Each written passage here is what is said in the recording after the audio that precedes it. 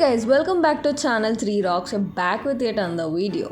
Already మీ అందరికీ తమ్ముళ్ళు చూసి అర్థమైపోయి ఉంటుంది. నేనైతే ఇవాళ మా అంకుల్ వాళ్ళ తోటకైతే వచ్చాను చింతకాయలు తెంపుకోవడానికి. ఇదంతా కూడా చింతకాయ పచ్చడి కోసం. నేనైతే ఇక్కడ డాడీ వాళ్ళ ఫ్రెండ్స్ తోటి అయితే వెళ్ళాను. చూస్తున్నారు కదా చింతకాయలు కూడా ఎంత బాగున్నాయో. మా డాడీ ఇంకా మా మామ అయితే మొత్తం చింతకాయలను కోస్తున్నారు. నేనైతే కింద ఇక్కడ అవి ఎక్కడున్నాయా అని చెప్పి వెతుక్కోవడం అయితే జరిగింది. చింతకాయలు తెంపడంలో హ్యాపీనెస్సే వేరు. ఆ చింతకాయలు తెంపిన తర్వాత ఎవరు ఆగుతాం చెప్పండి, తప్పకుండా టేస్ట్ చేయాల్సిందే. నేనైతే చింతకాయల్ని సాల్ట్తో తింటా, నాకు అలా ఇష్టం. మీరైతే ఏ విధంగా తింటారో కింద కమెంట్ చేయండి. పొలాలకు వెళ్ళాం కాబట్టి ఆ రోజైతే మేము జొన్న సంగటి తీసుకెళ్ళాం, పెరుగులో కలిపింది.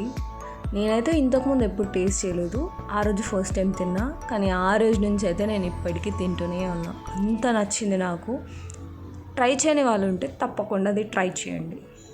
ఆ వీడియో కావాలంటే కింద కమెంట్ చేయండి, డెఫినెట్గా ఆ వీడియో కూడా నేను పోస్ట్ చేస్తాను. అమ్మమ్మ వచ్చింది కాబట్టి ఈసారి మా చింతకాయ పచ్చడి అమ్మమ్మతో. అంతే కదా మరి, పచ్చళ్ళు వడియాలు ఇవే కదా మరి అమ్మమ్మ వాళ్ళు చేసేది. అమ్మమ్మలు ఎప్పుడు ఇంటికి వచ్చినా కూడా అమ్మమ్మ అయితే మా కోసం చింతకాయ పచ్చడి, వడియాలు, మజ్జిమిరపకాయలు ఇట్లాంటివి అయితే పెట్టిస్తూనే ఉంటుంది. చింతకాయ పచ్చడి చేసుకోవడానికి ముందుగా అయితే వాటికి ఉన్న వేర్లని తోకల్ని ఇలా అయితే తీసి పక్కన పెట్టుకోండి. ఆ తర్వాత చింతపండుని సపరేట్ చేసుకోండి. నాకైతే ఇక్కడ 10 kgs చింతకాయలు అయితే వచ్చాయి. చింతపండు వచ్చేసి దగ్గర 3 kgs దాకా అయితే వచ్చి ఉంటుంది. ఆ తర్వాత చింతకాయల్ని కూడా మొత్తం బాగా వాష్ చేసి పక్కన ఆరబెట్టుకోండి.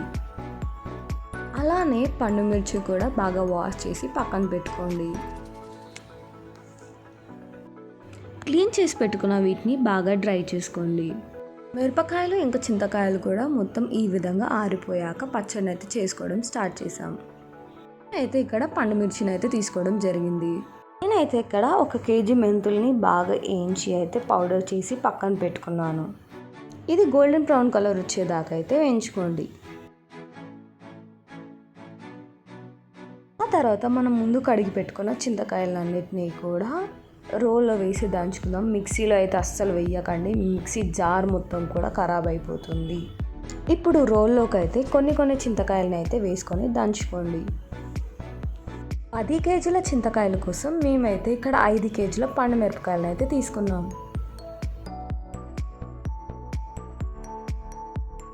చింతకాయలు ఇలా దంచుకున్న తర్వాత దాంట్లోకి కొంచెం సాల్ట్ని అయితే యాడ్ చేసుకోండి. నేనైతే ఇక్కడ రాళ్ళుప్పును వాడుతున్నాను. మొత్తం 10 kgల చింతకాయలకి 3 kgల సాల్ట్ అయితే పడుతుంది. ఆ తర్వాత 1 స్పూన్ పసుపునైతే వేసుకొని దంచుకోండి. పసుపు వేసుకొని దంచుకునే ముందు పసుపు వేసాక ఇలా ఒకసారి కలుపుకోండి, లేకపోతే అది డైరెక్ట్ గాల్లోకి ఎగిరి మన కళ్ళలోకి పడే ఛాన్స్ ఉంది. కాబట్టి ముందు ఇలా కలుపుకొని అయితే దంచుకోండి.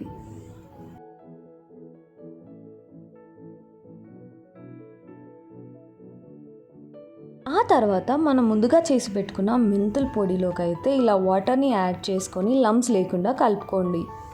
మీరైతే మెంతుల్ని పౌడర్ చేసుకొని అయితే పచ్చడిలో వేయడం చూసుంటారు, కానీ మీలో ఎంతమందికి తెలుసు మెంతుల పొడిని ఇలా వాటర్లో కలిపి వేస్తారని?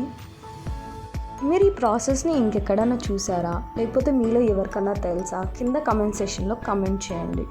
ఇప్పుడు 1/2 kg జీలకర్ర ఇంకా 1/2 kg వెల్లుల్లిపాయలను అయితే ఇలా దంచి పక్కన పెట్టుకోండి. నేనైతే ఇక్కడ పొట్టుతో ఉన్న వెల్లుల్లిపాయలను అయితే వేసుకున్నాను. మీకు నచ్చితే పొట్టు తీసుకొని కూడా వేసుకోండి. ఇప్పుడు ఒక బేసన్ తీసుకొని దాంట్లోకి మనం ముందుగా దంచి పెట్టుకున్న చింతకాయ పేస్ట్ని మొత్తం కూడా దీంట్లో వేసుకోండి.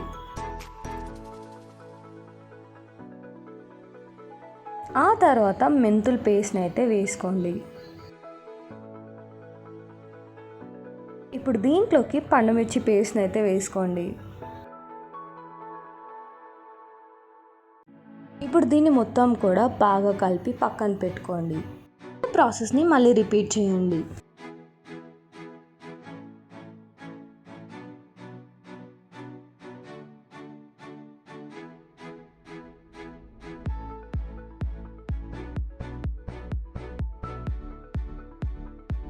ఆ తర్వాత దీంట్లోకి జీలకర్ర ఇంకా వెల్లుల్లి దంచిన మిశ్రమాన్ని అయితే దీంట్లో వేసుకోండి. దీన్ని మొత్తం కూడా ఒకసారి బాగా కలిపి పక్కన పెట్టుకోండి.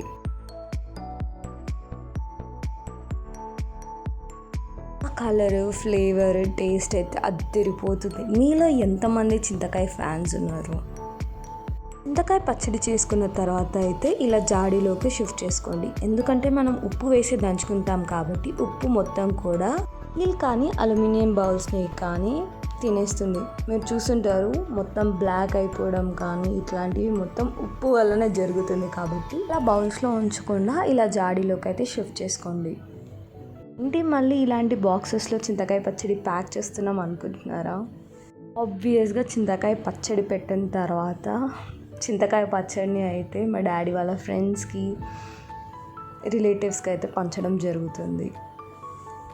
మరి చింతకాయ పచ్చడికి ఫ్యాన్స్ అలా ఉన్నారు. మరి మేమైతే ప్రతి ఇయర్ చింతకాయ పచ్చడిని ఈ విధంగా పెట్టుకుంటాం. మీరైతే ఏ విధంగా పెట్టుకుంటారో ఆ ప్రాసెస్ని మొత్తం కూడా నాతో షేర్ చేసుకోండి. నేను ప్రతి ఒక్క కమెంట్ చదువుతాను.